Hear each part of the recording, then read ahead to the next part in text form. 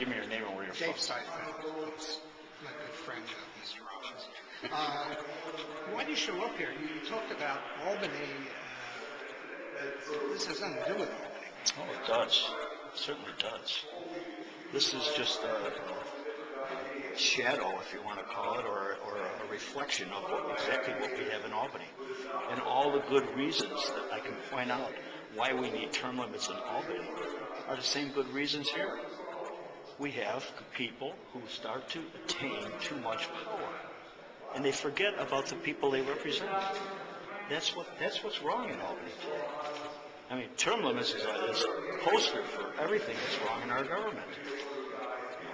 Seniority, power, 3 men in a room, all these cliches that we've heard over the years, all of that comes from the idea and the concept of representing the people.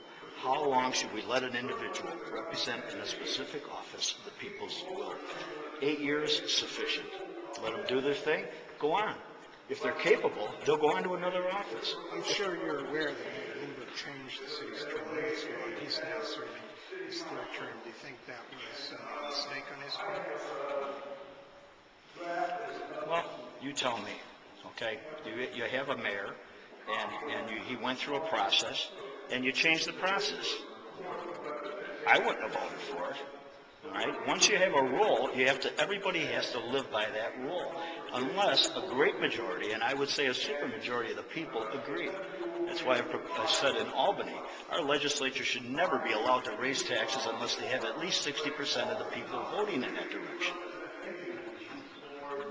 Passing legislation to make him exempt is as wrong as having no term limits in the first place. Would you say that, about Henry W. NYC, would you say that this is aggravated in the sense that voters approved term limits twice, and then it was the council and mayor? I think the public is very confused.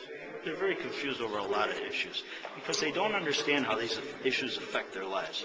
I think a lot of people are very pleased with the way Michael Bloomberg has been running the city. Okay, and they think that has something to do with how many terms he should be allowed to stay there. I mean, when you're pleased with something generally, you don't necessarily inform yourself of the downside of changing that rule. The downside is a bad guy, okay, somebody that isn't paying attention to the people. Obviously, Mr. Bloomberg has no motivation whatsoever to be stealing from the people, as many of these people we have in Albany are doing today.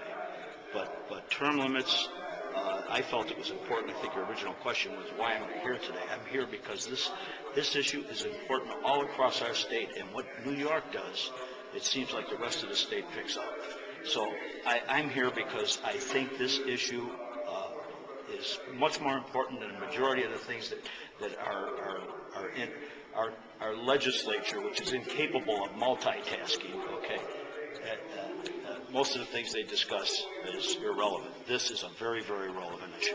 And it's very important. Steve Levy took some pretty tough shots at you this morning. Do you have anything to say about Well, you know, Steve's there for, I mean, he has ambition. I'm there on issues, okay? I want change for the people. Steve wants to go over there and deal with Sheldon Silver and deal with all the nonsense. He thinks that it's a pretty boy type of thing that he has to do. I don't believe in that, all right? Steve Levy, as far as I'm concerned, is a non-entity. He doesn't belong there. Our Mr. Cox probably doesn't belong there either, all right? Certainly not in the job that he's in right now.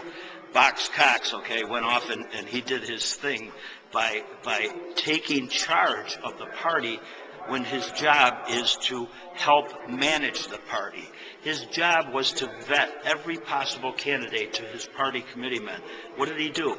He went totally against the process, and he endorsed a candidate. Now he's divided his party. He's done a tremendous injustice to him, all because he's got this air about him that he knows best. I think the party's going to let him know that he doesn't know best. All right, Carl. Thank you very much. Thank you. Thank you very much. Thank you. Mr. Robbins?